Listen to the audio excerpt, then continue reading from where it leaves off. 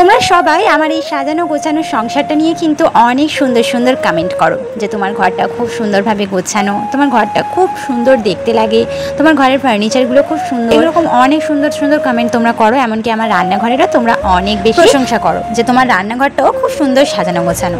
কিন্তু একটা কথা বলি, যে কোনো সুন্দর জিনিস কিন্তু পেতে গেলে অনেক কষ্ট এবং অনেক ধৈর্য, অনেক আর কি কঠোর পরিশ্রম করতে হয়। অনেকের ভাগ্য এমনই হয় যেটা খুব তাড়াতাড়ি আর কি সংসার জীবনে এসেই সব কিছু একেবারে সাজানো গোছানো পেয়ে যায়। কিন্তু এমন অনেক মেয়েরাই রয়েছে যারা কিন্তু এখনো পর্যন্ত কঠোর পরিশ্রম করেও এরকম একটা সাজানো গোছানো সংসার পেতে পারে। তাদের জন্য আমি অনেক দোয়া করি যে আল্লাহ পাক যেন সবার মনের ইচ্ছা পূরণ করে, সুন্দর একটা সাজানো গোছানো সংসারের পাশাপাশি যেন একটা সুন্দর রান্নাঘর, তার মনের সমস্ত ইচ্ছা যেন আল্লাহ পাক পূরণ করে দেয়। তবে একটা কথা আমি বলি, আমি যখন এই সংসারে প্রথম এন্ট্রি করেছিলাম আমার এই বেডরুমে, এই বেডরুমটা ছিল একদম সাদা মাটা, শুধুমাত্র বাপের বাড়ি থেকে দেওয়াই কটা ফার্নিচার ছাড়া আর ঘরে কিছুই ছিল না, দেওয়ালগুলোও ছিল একদমই সাদা। এমনকি আমার কোনো রান্নাঘরও ছিল না, আমি শুধুমাত্র সিঁড়ির নিচে রান্না করতাম।